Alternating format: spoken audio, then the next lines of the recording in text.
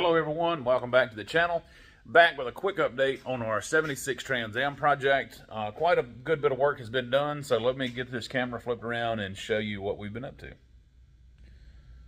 So as you can see, a good bit has been done. We've got our gray epoxy primer that you see here. We'll start up here at the wiper cowl area. We told you we would clean all of that out and put an epoxy on there, and we have. We still need to go back in and do some seam sealing here. We'll do that. We want to get our other dash panel piece test fitted on there before we do that. We're still waiting on that piece. Moving up to the roof, we talked about doing a T-top swap, so that is about 50% complete. We did sleeve this area here with and re-welded it here on both sides. And on the rear, we are waiting for the quarter to come back in. We can tie all that together here. And there's a little bit of rust there to take care of still. We have done a good bit of rust repair up here on the T-top area. These areas on these cars are typically have a good little bit of rust damage. So we've done a lot of that. I say we, my man Troy that works for us has done a lot of that. There was a little bit of rust up here around the front windshield area. He's got all that taken care of. And while we had everything down to bare metal there, we went ahead and sprayed epoxy. And again, we can take this area here, we'll fill back in, we'll come back in and cut this out and repair that when the new quarter goes on.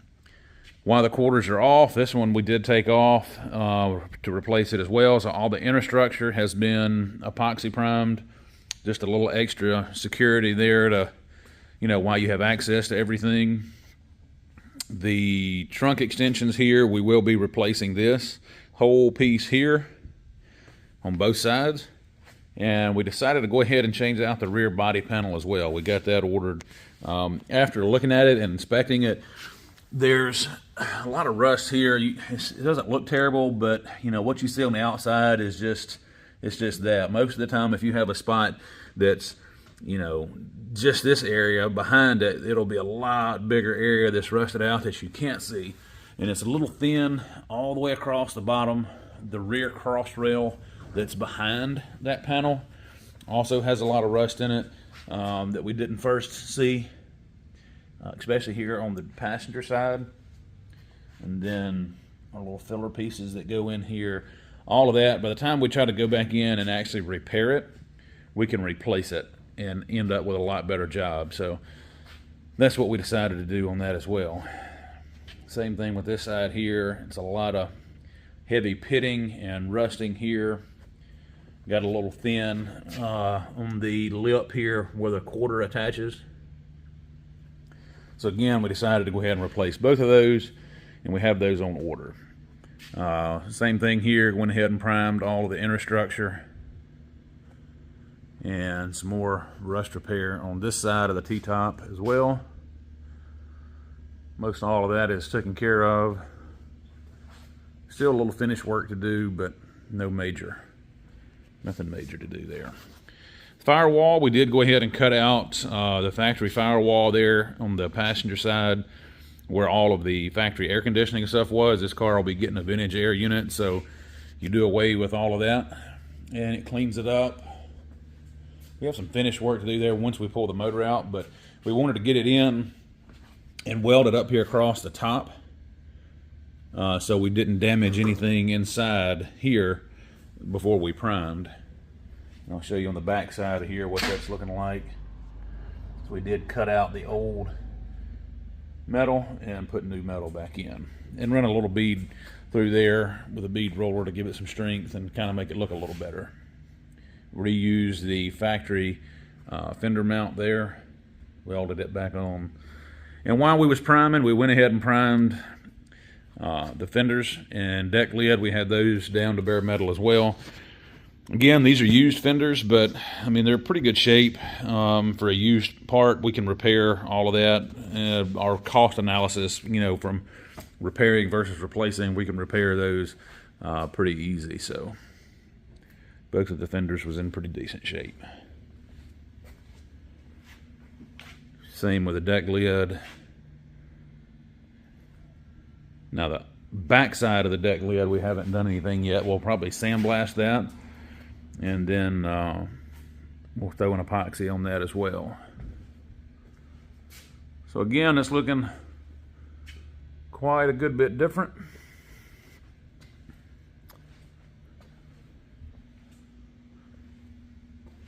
We do have some new parts in. We have our new doors that we talked about in our last video replacing. We do have those in, both the driver's side and passenger side doors. You'll notice there's a new hood leaned up against the wall there. And we have a rocker panel for the passenger side.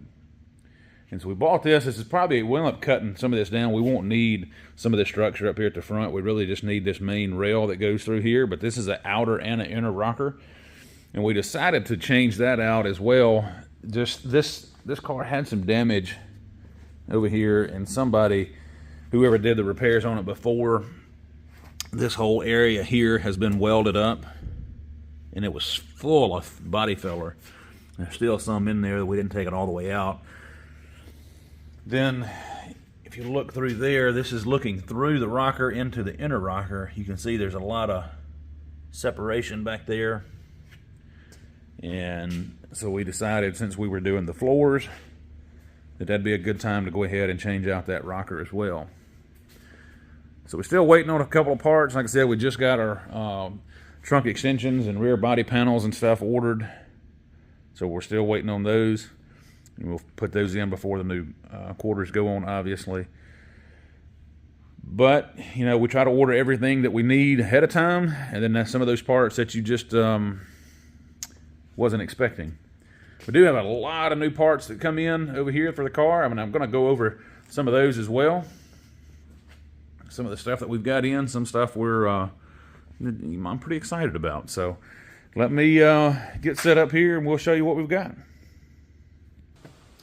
So two of the very first things that we order when we start buying parts for any vehicle is a really good wiring harness and gauges. We trust American Auto Wire for all of our wiring here at our shop. They make really nice kits that are vehicle specific. This one is for a 74 through a 78 Pontiac Firebird. The really nice thing with their kits is how they're packaged. Everything is very well put together. They send you a really detailed instruction manual with all the schematics of how everything goes together on this kit. Everything is labeled and put together very nice. I'm not going to open up all of these, you know, and show you each individual thing because it's going to be a minute before we install them, and we don't want to lose any instructions or any loose pieces. But everything comes packaged. You've got everything to do the entire car.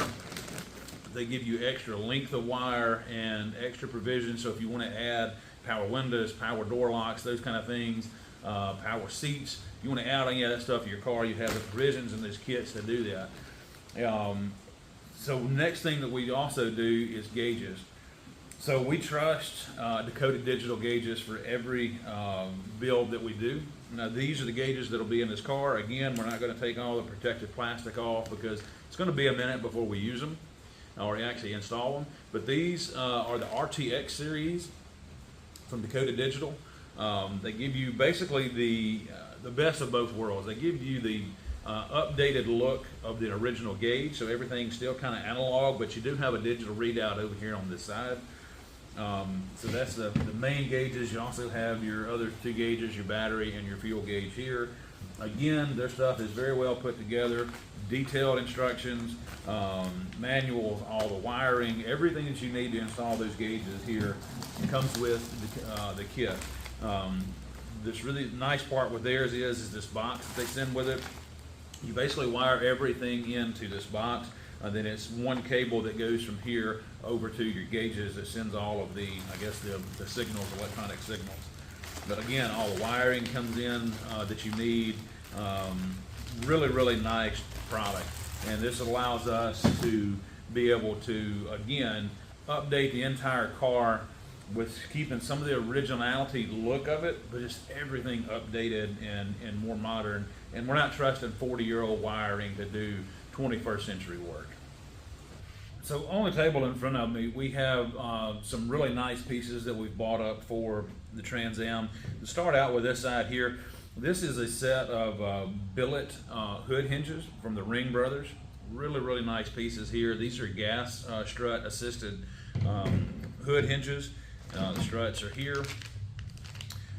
Again, billet aluminum, so really lightweight, a really nice finish on all these. Now we opted for a black finish, but I'm pretty sure you can get these in either a polished aluminum or maybe even a raw aluminum. I'm not 100% sure on that, but really nice pieces. And if you've ever done, again, on the F-body cars, if you have those, the Camaros and Trans Ams, you know that the hood hinges, they're kind of janky from the factory with the springs and that on them, and a lot of times those hoods kind of fold in half because people want to pull down on the hoods instead of kind of pushing back. So we're hoping that eliminates a lot of that. And like I said, they're just a really nice looking piece. The next over here, again, a set of billet door hinges, also from the Ring Brothers. Now this is a really nice piece. Again, we opted to get these in a black finish, being as the car is going to be black. We didn't want a chrome door hinge or a polished door hinge inside that door jamb area. A really nice piece here. I'm excited about these. I've not got to install a set of these yet, so this is our first time using them. I know, like I said, we've built several, Trans Ams over the years, and it seems like door hinges and hood hinges always give us the most problems as far as adjustment and getting them, set just right. And at the end of the day, again, they're 40-plus-year-old parts, and even if you rebuild them with new door pins and bushings and all that, they're still just, outdated technology, so to speak. And those doors on a Trans Am or a Camaro, you know how heavy they are. They got a lot of sag in them, so we're hoping this eliminates a lot of that issue, and I feel comfortable that it will. Again, very nice pieces, comes with all the hardware that you need. Now, you'll spend a little bit of money on these, but I'm thinking this is going to be a very good upgrade for this car or for any car. So this is another one of those products that I'm pretty excited about. This is a all aluminum radiator from DeWitt's Radiator. Now this radiator, again, doesn't look from the outside looking in, or the first appearance, doesn't look like anything special. It's got a really nice black finish on it. The one thing about this radiator, though, this is specifically for the 77, 78 Firebird for a LS conversion. So you have your inlet and your outlet for the LS on the same side. This comes set up already with a dual SPA fans. We have access here port for our steam port for the LS. You have a temperature sensor already installed there for the fan controls. Just a really nice package from DeWitt. So we've never used their radiators before, but I got to tell you, I'm pretty excited about using this one. I also included two fan relay harness kits for the fans to wire those in. These are really nice harnesses here. Kind of open them up. The relays, the wiring and stuff for the fan come included as well. Again, the performance that we're putting into the car, we want a really good radiator and a really good cooling system, and that's part of this package here. Now, getting into some of the smaller pieces for the car, but even though they're small pieces, some of this stuff here can really make or break a build, in my opinion. So we ended up we got brand new headlight grills. This is the 77. As you can notice, it has the hexagon look here, or the beehive honeycomb look grill there. That's exclusively for a 77. A 78 had a little bit different grill. We've got new grills, new headlight or tail light lenses as well. Little things like this can really make or break a car.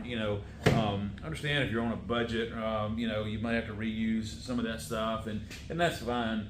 But to do a higher end car, if you've got all new lenses and new, bright work and new parts, it just really makes a difference. Tail lights, we went with it. We've got the LED tail light panels that go in, so we'll be doing LED tail lights. Any of our marker lights that we'll do LED bulbs in those as well. So again, small parts, but they'll make a huge difference on the car. So let's talk rubber seals and gaskets. We went ahead and ordered every gasket and seal that we needed for the car. We've got everything from our tail light gaskets and seals, door rubbers, the hood to the cowl seal. Let's see, this one is for the deck lid. All of the T-top rubbers, every rubber we needed, even the window sweeps. We've got new window sweeps ordered that go between, that sandwich your glass between the door and the door frame. So that's very important. Now, we used a lot of soft seal stuff. I like the soft seal rubbers. We've used those in the past. We did upgrade to a steel rubber on the door gaskets, just for the way that they're made up around the top of the door edge. And we can talk about that more later. But again, good rubbers and seals when you're doing a car is almost a must, especially if you're doing just a paint job, because you're going to take and remove all those stuff off, and you're going to tear them up. They're old, they're brittle, they're dry rotted. So it's a really good idea to replace all that anyway. So we went ahead and ordered everything we needed for the entire car. So what I have in front of me is a mini tub kit from Detroit Speed. So we will be installing mini tubs in this back of this car. And what this allows you to do, this is your inner wheel well. So they come in, this is a really nice stamped steel piece that replicates the original look. So once it's installed properly, you'll never really notice it being any different. But what they do is they actually give you an extra 2 inches in this width here to allow you to run a wider tire on the back without having to do any kind of wild sheet metal work or any flare the wheel outer wheel wells. And it comes with everything you need to install it. All of the pieces are numbered and labeled. Really nice set of detailed instructions and some blueprints here to kind of cut out, shows you where to cut and mark. Again, I recommend installed by a professional. You can do it at home if you're a really good welder and trust in your welding abilities, but you go back in and modifying a car like this, it's very important to make sure that your welds are on point. Your safety for you and everyone on your road depends on it. So, if you're not comfortable doing it at home, please go to a professional and have this installed. But we're pretty excited about using those. We put them on another car in the past, and they worked out really well. So we're excited to do it again. So one of the last things that I want to show you here that we've got in for the car is a new set of wheel flares for the car. Now these are from year one. They look a lot like the original, but they're a little different. They're a little wider than the original flares. These are kind of give you that 79 look, so they're a little shorter. So an original, like this is for the front, and an original 77, 78 would have had a little bit longer tail here that would have come up onto the wheel well. So this kind of shortens this down almost like a 79 and gives you a little flatter edge here. A little wider, like I said, all new plastic pieces.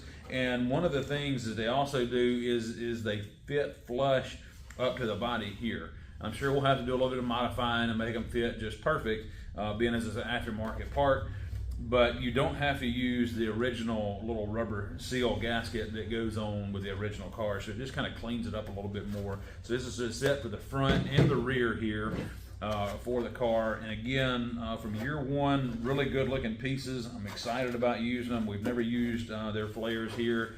But I think it'll set this car off a little bit, and it's kind of the look he was wanting. He kind of likes that year one Bandit car that they did. So we're going to try those out and see how they work. And I think this is about all that we've got in so far. If we get in more parts later, we can kind of show you those. Kind of gives you a good idea of where we're headed with the car and kind of what we're doing with it. Again, I really appreciate you tuning in and watching. If you've got any suggestions or any questions or comments, comment down below, and appreciate you watching.